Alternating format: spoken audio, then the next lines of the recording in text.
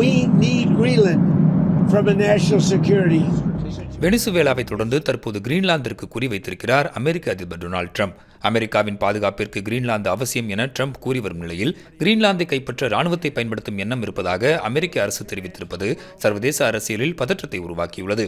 அமெரிக்காவின் முக்கிய பட்டியலில் கிரீன்லாந்தை கைப்பற்றுவதை மீண்டும் சேர்த்திருப்பதாகவும் இதற்காக அமெரிக்க ராணுவத்தை பயன்படுத்துவதும் ஒரு வாய்ப்பாக இருக்கும் எனவும் அமெரிக்க வெள்ளை மாளிகை தெரிவித்துள்ளது.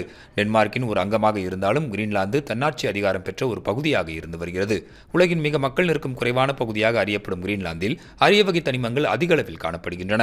இந்த அரிய வகை தனிமங்களை அடைய ட்ரம்ப் ஆர்வம் கொண்டிருப்பதாக கூறப்பட்டு வந்தாலும் அமெரிக்காவின் பாதுகாப்பிற்காகவே கிரீன்லாந்தை கைப்பற்ற விரும்புவதாக ட்ரம்ப் கூறி வருகிறார். குறிப்பாக ஆர்டிக் பகுதியில் சீனா ரஷ்யாவின் ஆதிக்கத்தை தடுக்க கிரீன்லாந்து அவசியம் என ட்ரம்ப் கருதுகிறார். முன்னர் இலைமறைக்காயாக கிரீன்லாந்து அமெரிக்காவுக்கு தேவை என கூறி வந்த அமெரிக்க அரசு தற்போது வெளிப்படையாக கிரீன்லாந்து பற்றி பேசத் தொடங்கியுள்ளது. ஆனால் அமெரிக்காவின் இந்த கருத்துக்கு டென்மார்க் கடுமையாக எதிர்வினையாற்றியுள்ளது. அமெரிக்கா கிரீன்லாந்து மீது தாக்குதல் நடத்தினால் அது நேட்டோ அமைப்பின் முடிவாக இருக்கும் என டென்மார்க் தெரிவித்துள்ளது. கிரீன்லாந்தில் ஏற்கனவே அமெரிக்காவின் ராணுவ தளம் இருக்கிறது. அங்கு சுமார் 45,000 அமெரிக்க வீரர்கள் உள்ளனர் என்பது குறிப்பிடத்தக்கது.